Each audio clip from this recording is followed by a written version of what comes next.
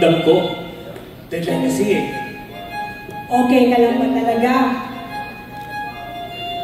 Okay lang ako, Joy. Kakayanin ko to. Kahit deadline pa. Ang ating may alala, kamalay-malay. At tinuruan mo ang puso ko na umibig ng tunay. Ilang awit ba ang aawitin o giliw ko? Ilang ulit ba ang uulitin o giliw ko? Tatlong oras na akong nagpapakyut sa'yo, di mo man lang pinapansin ang bagong t-shirt ko. Ilang isa pa ba ang kakainin o giliw ko? Ilang tasa pa ba ang iipunin o giliw ko? Gagawin ko ang lahat, pati ang papers mo. Huwag lang ipagkait ang hinahanap ko. Sigutin mo lang ako, aking sintay, walang humpay na ligaya. Asang ibigin ka, sa tanghali, sa gabi at umaga. Huwag ka sanang magtanong at magduda, dahil ang puso mo'y walang pangamba, na tayo'y mabubuhay ng tahimik at buong ligaya.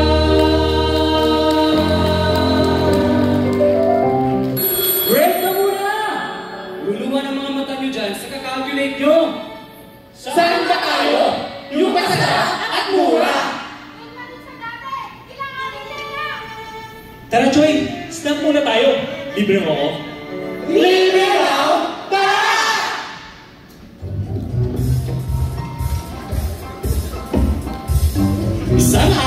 Isang araw, pupunta ako sa tindahan ni Aling Meg para bumili ng suka, burger, shampoo, toothpaste, toothbrush, noodles, yun lang. Pagbayad ko aking nakita isang dalagang nakatungo sa bintana. Natulala ako, laglag ang puso ko, nalaglag din ang suka, burger, ay! Pati-pati ko. Napasigaw si Aling Meg. Ako naman ay parang nakuryente pusa. Ngunit natanggal ang iyan ang nakita ko na nakatawa ang dalaga. Panay story ko sa pagmamadali, nakalimutan ko ang suki ko. Nagdating sa bahay, nagalit si nanay, pero lang ako ay kinabago ng tuna. Itahan ni Aling Meg na parang isang pagpilikula. Mura na at sari-sari pa ang pinipinita, pero ang daming nais ko ay pinabibili ng pera. Ayan, ang daming hindi nabibili ng pera. Isa na dyan, pagiging masaya. Kaya ako, pag maka-break ako, hanggang Baguio. Magdadrive ako hanggang Siargao! Para Maria, huwag mong kalimutan, isama mo ko. Maganda yung nagtatrabaho tayo para mabuhay at maging masaya, di ba? Totoo yan, Joy. At mas maganda ang takbo ng gobyerno ng Pilipinas kung lahat tayo masaya, kontento at maraming natutulungan ng kapwa Pilipino. Bob, sino mag-overtime para sa kalan? Di ba, malapit na yung deadlines? Parang ako na may iwan, ubos na yung lead ko! Sino sasama sa akin? Oh, Diyos ko!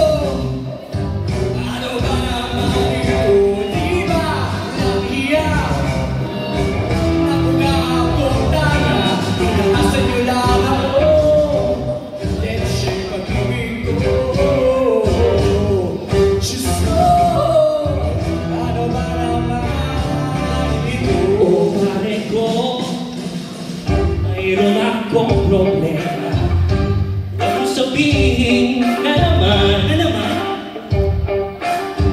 in love ako sa isa ka opisina. Hindi ko maintindihan. Huwag na natin idaan sumuling usapan, lalo lang na madaragdagan ang sakit ng ulo at bibig sa tiyan.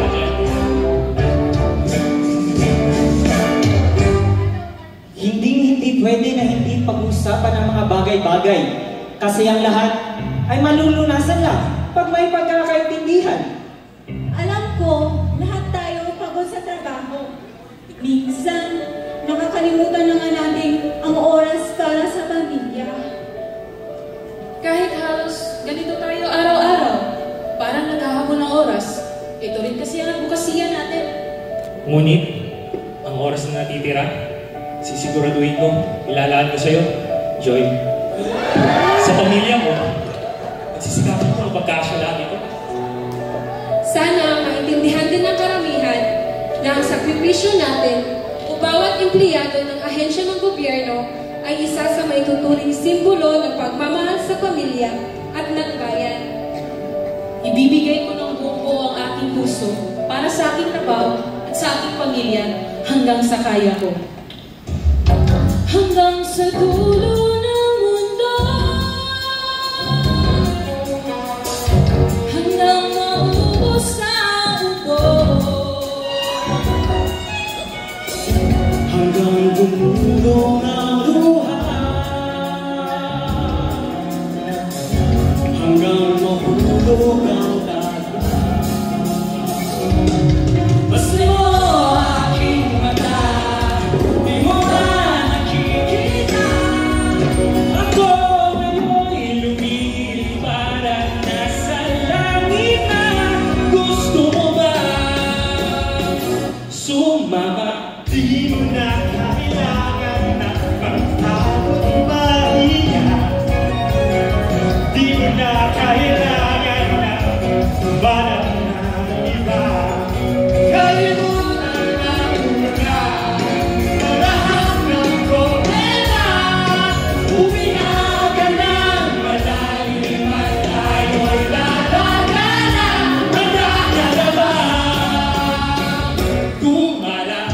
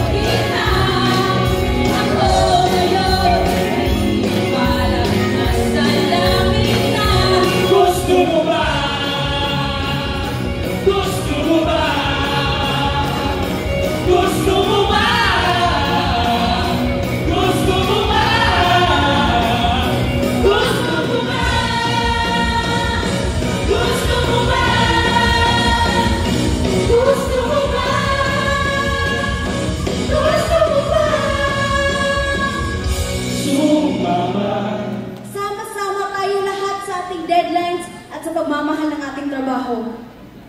Huwag kalimutan ng pamilya.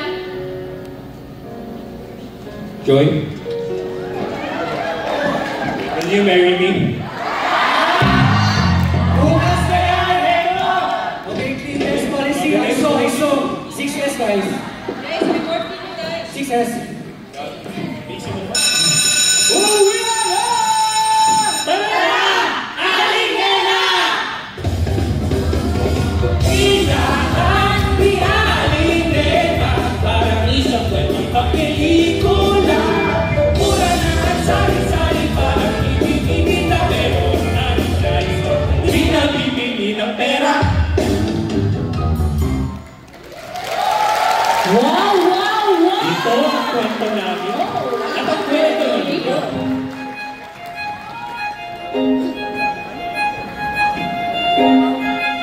mula sa Revenue Region number 17, Butuan City. Taos puso kami nagpapasalamat sa inyong lahat.